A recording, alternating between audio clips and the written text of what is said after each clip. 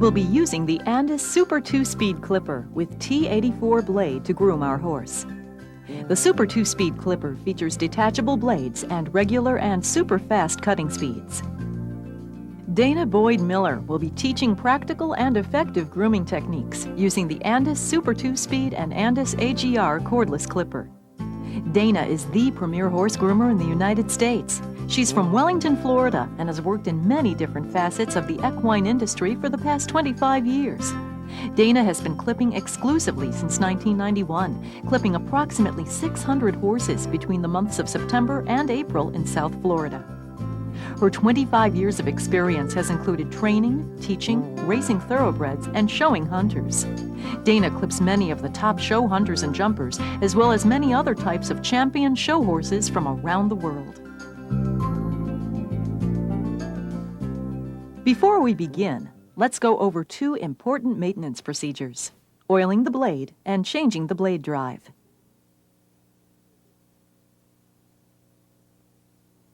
Proper oiling keeps the blade lubricated, flushes out dirt and hair, and keeps the blade cutting cool and quiet. Oil both sides and across the teeth, blotting off any excess oil.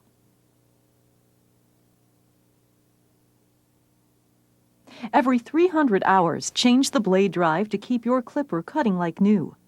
Remove the blade, then remove all 4 screws from the underside of the clipper. Lift the cover off the clipper and remove the switch lever and set aside.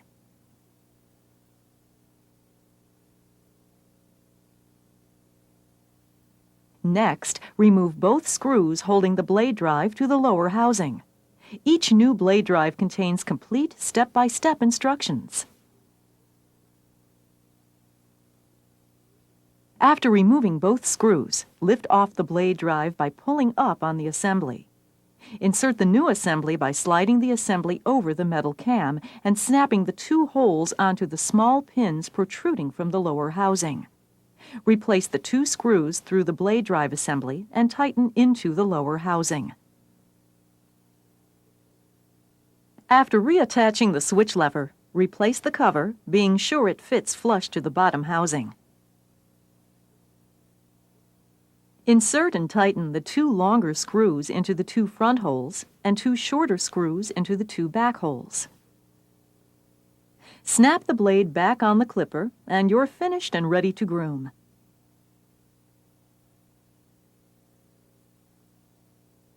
Andis makes 2 of the finest clippers available for horse grooming. Either of these clippers, the Andis Super 2-Speed or the AGR cordless, will perform the clipping techniques you will see in this video. For best results, start with the animal being as clean as possible. After introducing yourself and the clipper to the horse, turn the clipper on and begin by touching the horse with the back of your hand, then begin to clip. As most animals are comfortable being approached at the shoulders makes a good starting point. Take a minute to look at the hair, noticing the pattern of growth. The hair grows in many different directions.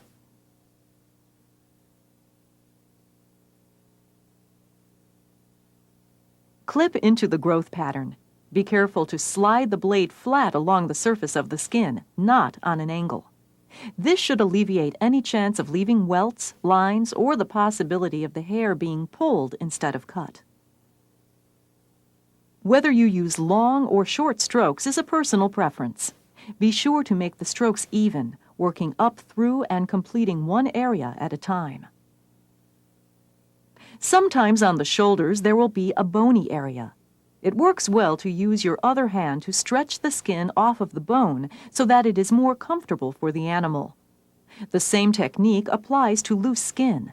It is easier to clip areas of loose skin when you stretch it taut while you clip.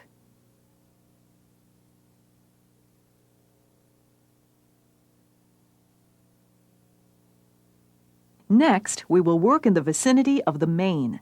It's important not to clip the mane hair itself. By brushing the mane to the opposite side, you will find it easier to cut in this area.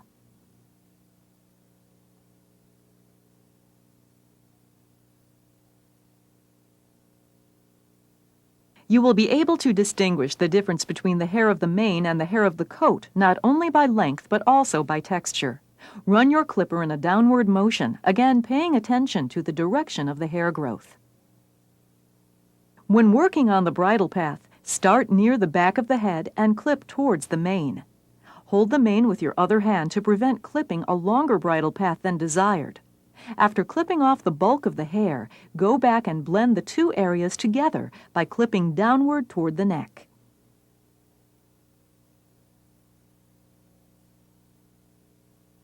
Different breeds of horses will have different lengths of bridle paths. Determine what is best for your horse. Most horses have at least one cowlick on their neck. These are the result of the hair patterns joining together. Take your time and observe the growth pattern.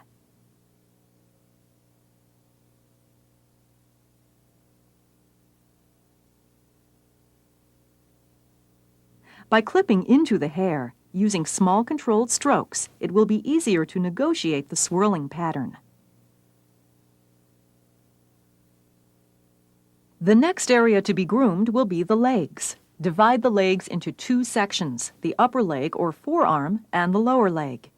When working on the forearm, you may notice the hair grows from the front of the leg around to the side. Start at the top of the forearm, working your way down the outside and toward the front of the leg. The technique of moving or rolling the skin is quite useful on many places of the leg. For the lower leg, it may be easier for you to pick up the foot and hold it, while you clip around the fetlock and the sides of the tendons and ligaments. You may or may not find an ergot on the back of the fetlock. This is much like the chestnut. To trim around this and the chestnut, work away from these points and into the grain of the hair.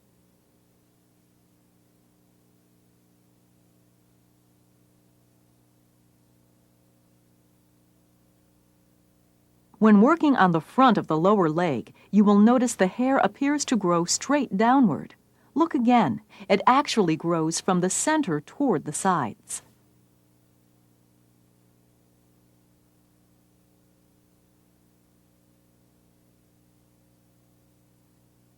Work your way up from the coronet band and pastern, over and around the ankle, and up the bone to the knee.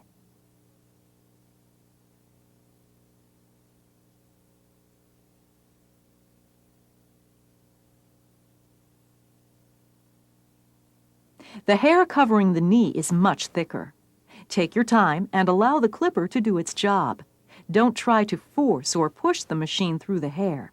This will result in a rough appearance and require the area to be gone over more than necessary.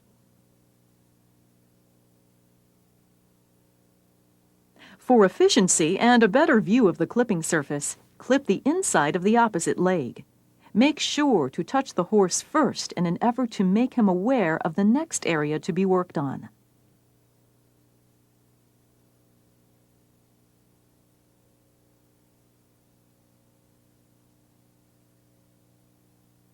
It can be awkward to try and hold the opposite leg off the ground. Again, the technique of rolling the skin to a clippable position is used.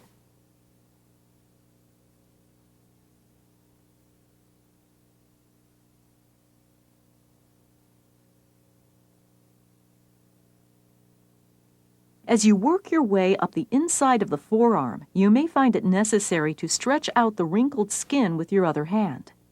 If the skin is not stretched out, it's possible to nick or cut these folds of skin. As you approach the elbow and girth area, you will notice the hair growing in many different directions and the skin is extremely loose.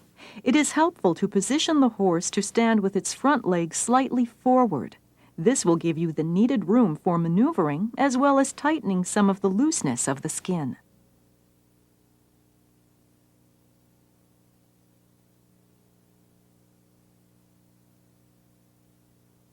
Continue to work with the girth area with both hands, one clipping, the other working the skin into the appropriate position.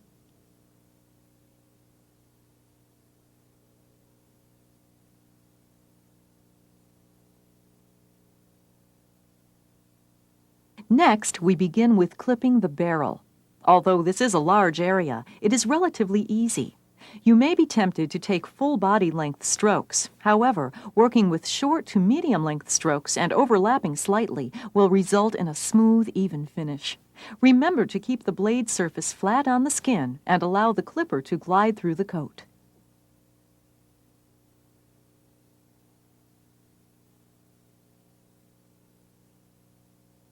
Andis clippers are designed to be used with minimal pressure. This eliminates the possibility of welts and lines.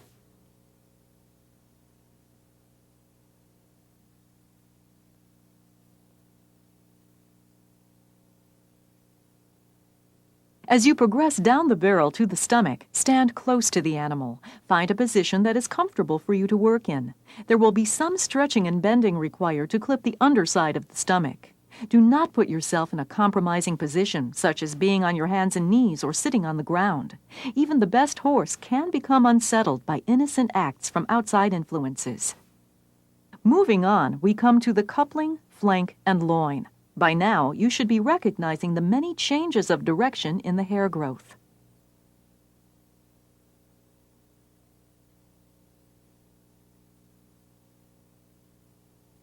Here, a short overlapping stroke is most effective.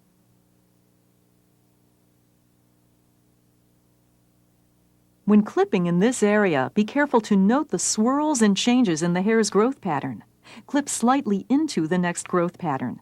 By clipping in this manner and overlapping the change in direction of growth, the result will be a smooth, blended finish.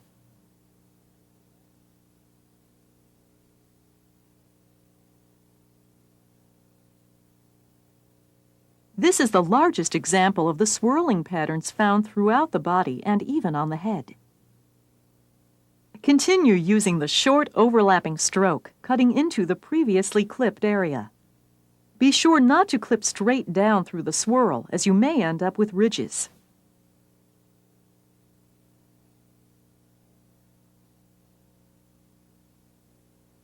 As you reach the bottom of this swirl, the area becomes very sensitive.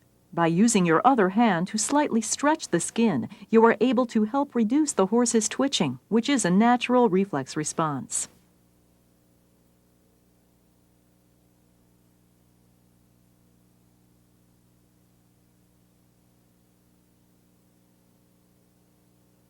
Continue working the clipper in this area using smooth, even strokes.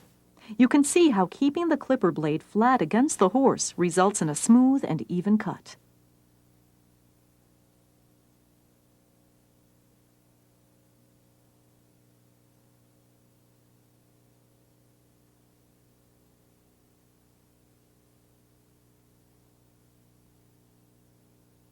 Moving on to the hind end, start at the top working toward the hip, the spine, and the tail.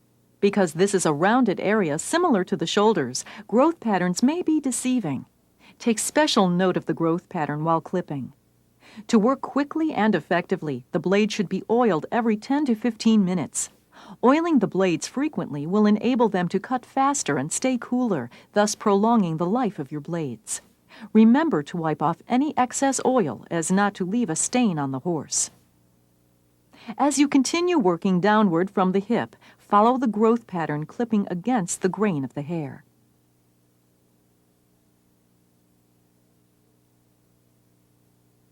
It's important for the horse to stand square or evenly on both hind feet. If not, the muscle tone will result in loosening or tightening of the skin, depending on whether he is resting his leg or standing with all of his weight to one side.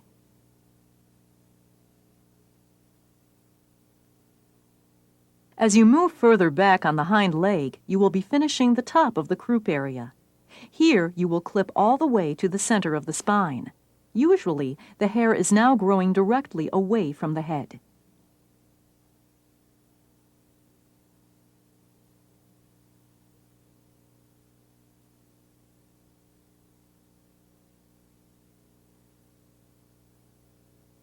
When working on the buttock, guard the tail with your other hand. This will prevent cutting any hair on the tail. While staying close to the animal, work your clipper in a smooth, curving fashion around the back of the cheek and toward the inside of the back of the leg.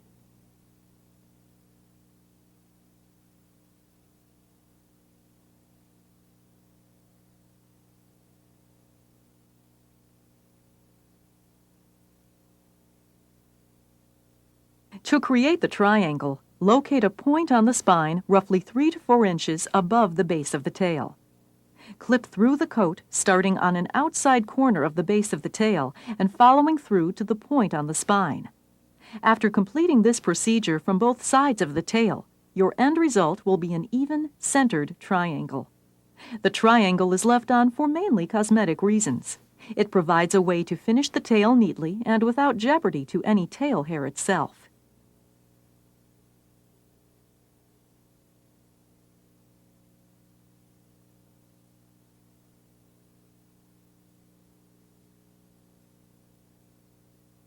Proceeding to the hind leg, the stifle, on the fleshy area above the gaskin, can be sensitive. We have discussed the advantages of maneuvering the skin. You might not have realized your free hand can also act as a shock absorber. Sometimes the minimal vibration from the clipper may tickle the horse, causing him or her to fidget or move around more. Keeping contact on the skin with your free hand close to the working area should help relieve this problem. The lower hind leg is clipped in the same manner as the front leg. Remember to touch the horse first with your hand, then the clipper. This way there are no surprises as to your next working area.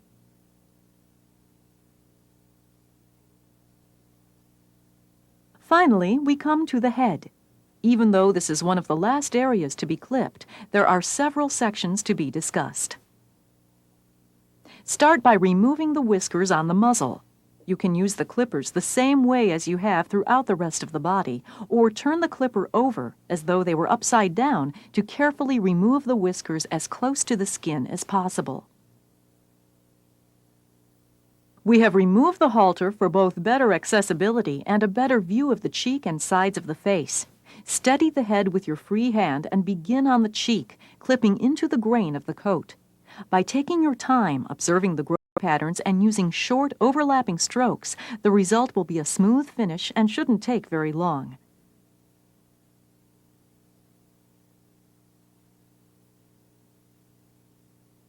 As you encounter the bony areas, remember to take your time. Whether you are working on the cheekbone, the bridge of the nose, or the eye socket, realize these are sensitive and should be treated with respect and patience. Make sure to brush the forelock out of the way while working on the forehead and clip toward the cowlicks, which are usually found between the eyes. Because the head can be one of the more difficult areas, you may find it necessary to clip over sections of the face more than once. The hair is usually shorter and less dense on the front of the face. Also, the hair grows in many different directions. When clipping underneath the jaw, use your free hand to tighten the skin. After completing this section, you may find it helpful to put the halter back on. Depending on the halter you use, it may not need to be removed. Remember, control and safety first. By using your fingers to inch your way through the loose skin or asking the horse to raise its head to tighten the skin, clip through the throat area and up the back of the head towards the ears. Although this horse is well behaved, many can be leery about the top of their head and ears when they come to being clipped. It works best to clip where they will allow you to and then go back to the areas of protest. In other words, save the worst spots for last. Remember to be careful when clipping over the bone mass above the eye. Gently press the eyelid closed over the eye and clip the socket. Try not to clip the eyelashes or whiskers. Finish the front of the face by clipping and blending any hair that may be left on the forehead. As you begin working around the base of the ears, the crown, and the poll, it may be helpful to take a gentle hold on the ears. As well as being able to move the ear out of the way, remember your hand acts as a shock absorber. Guard the forelock as you clip the narrow path between the ear and the forelock to help prevent clipping the longer forelock hair. With a secure but gentle hold, begin clipping the outside of the ear first. Start at the top and clip downward toward the base of the ear. Finish the back of the ear by following the growth patterns from the sides to the base of the ear and blend with the previously clipped area. Still holding the ear, start clipping the inside by using a narrow or partial stroke. Working from the outer edge, carefully clip towards the inside of the ear. The deeper you work into the ear, the more sensitive the ear becomes. Pay special attention when clipping around the cartilage in the base of the ear. In a minute, you will have a better view of how to hold the ear for easier access to this area. Clip the edge of the ear with a downward and angled stroke for a blended finish. Complete the ear by looking for and clipping any missed areas. As with anything else, the more often you clip the ear, the more comfortable you will both become when working in this region. In the event of your horse not standing still, especially while trying to work on their ears, check to see if the blades are hot. Remember, cleaning and oiling the blades every 10 to 15 minutes will help prolong their cutting ability. Here is a better view of the technique we just discussed. Notice the placement of the thumb and how it's used to guard as well as roll the cartilage for better accessibility.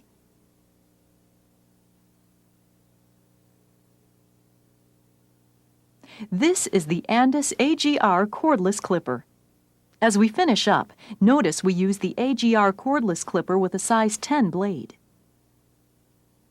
The size 10 blade clips a little bit closer than the T84 and is one of the many sizes of the detachable blades available for use with both the AGR and the Super 2-speed clipper. If you choose to change the blade from the T84 to any other size blade, whether it be to clip an ear or special areas, remember to put the T84 blade back on to finish the rest of the clip job. The AGR clipper is strong enough to clip the full body. With a rechargeable battery and charging unit, it is possible to clip in locations that may not have access to an electrical outlet. The last area to be discussed is the chest. You will find many cowlicks in this area. Depending on the breed of the horse, the soft skin can be stretched to help make the chest easier to clip. As you work through the cowlicks, be careful as you approach the bottom where the leg and chest meet. Because of wrinkling, it is easy to nick the skin.